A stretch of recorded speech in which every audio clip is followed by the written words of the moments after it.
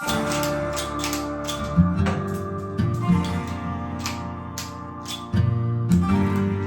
guys, Dry Saga here, and today we're going to take a look at one-shot reloads. Now, we already did this, but it was pointed out that I neglected the push the carrier down over the top 66-73 style reload.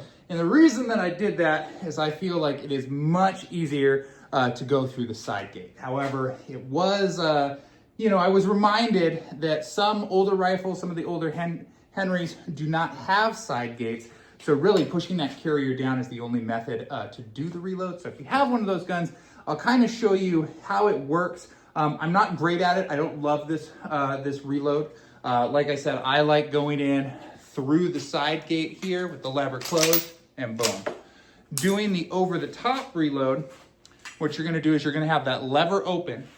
You're gonna push the carrier down, let the bullet fall in there, and do it that way. There's a lot, however, that can go wrong, a lot of ways that you can muck this up. 9 times out of 10, when I do that reload, it looks like this.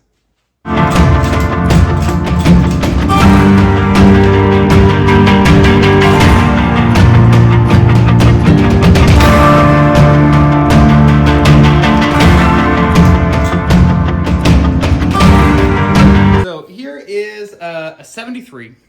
73 and the 66 work the same way. I do not have a 60, or I do not have another model of like a Henry that has this type of carrier system, carrier and lever without the side gate. So we're just going to kind of use these rifles to take a look. When we have the lever open, the side gate is blocked out. So I can't come in through the side. So the thinking behind this is that closing the lever to go in through the side gate to then re-lever is going to be all around slower than working with the carrier in this position. Basically, the carrier in this position prevents us from putting a round straight in, so we have to push that carrier down. Okay, when we press the carrier down, this guy, see that, is coming in. And that is the biggest issue there. Getting that pin coming in to actually fire the round. As I go to push this in, if I'm not lined up where it's just gonna drop in like that was a really good example of how we want it to work. But if I'm a little like too far back, I can get jammed up here and I can get this happening, stovepiping, then I gotta come back, I gotta come in, I gotta do it again, get it reseated. Now, I have the gun held at my waist. Now I'm looking down on that carrier. When I have the gun shouldered and I'm coming in, ideally I would be holding the lever here to support the gun. I'd be coming in and pushing that down, not fighting myself with the lever and dropping it in. It would be really fast. I have an issue doing it. If you want to practice and get good with this technique, I mean, you are welcome to do so. It is fast, but every time I have tried it, I have regretted it because I've lost way more time messing with the carrier and the bullet than I would have had coming in from the side gate and working that lever a second time. Now, if this is the only method that you have available to you, obviously you have to practice and you have to get good at that.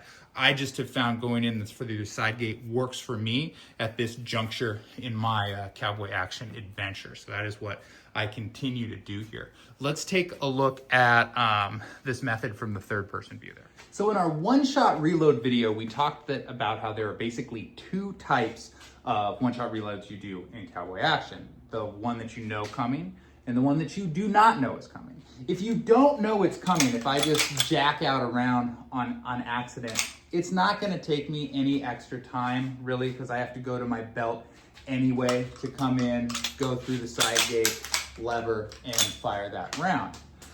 It's when you know it's coming that this could technically be faster, because you could have the round held. You can think of this almost as holding a round like you would to dump it in the window with your 97 if you're shooting that style of shotgun. So you come in, you get to this position here. I'm holding the gun shouldered by the lever. I'm gonna come in and I don't wanna resist. I'm pushing straight down, closing, boom. Again, very, very fast in principle. It's just one of those things, if I accidentally hold the lever too firmly, if I, let the gun drop, now I've blocked myself out. It's just one of those things that a lot of different things, can go awry with it, that I don't like it and I don't use it. Again, you have a gun that you have to do it, you have to do it, right? That is what it is. But all the top shooters that I shoot with, and again, I shoot with, Polly Wanda Cracker. She's top women's overall end of trail this past year. Shot with many world champions, Purgatory Smith, Royal Flush, these guys that have one end of trail, they reload through the side gate, right? So I just try to emulate them, right? I've never been in a position where I'm competitive with them anyway, but I try to do what they do, and that's what I model after. So where I don't see them going over the top, like Sylvester Stallone, reposition his hand to get that in there, I just don't do it. But again, if I did, right, I'd be doing it when I know it's coming. I'd have the bullet here. I'd open, I'd be holding it up. I'd be coming over, I'd be dropping it in right there. Look, splinched it, okay? I got it messed up there. Had to jiggle the lever to get it in. I'm just not as practiced with this. If you don't go in the exact right spot like that, it's just not gonna work for you. And that's the reason why I don't shoot it. But I did feel that I did need to talk about it. So we have now talked about it. That is another way that you can do a one-shot reload in your 73 style rifle, just like that. But again, if it were me, I prefer just going right through the gate and levering again there. So those are your options. Practice what you're going to use, and I would try it out in your monthly matches before I do it at a state match, which is where I tried it for my first time, and it went very, very badly. And there is, I think, footage of that somewhere, so maybe I'll try to find that for you.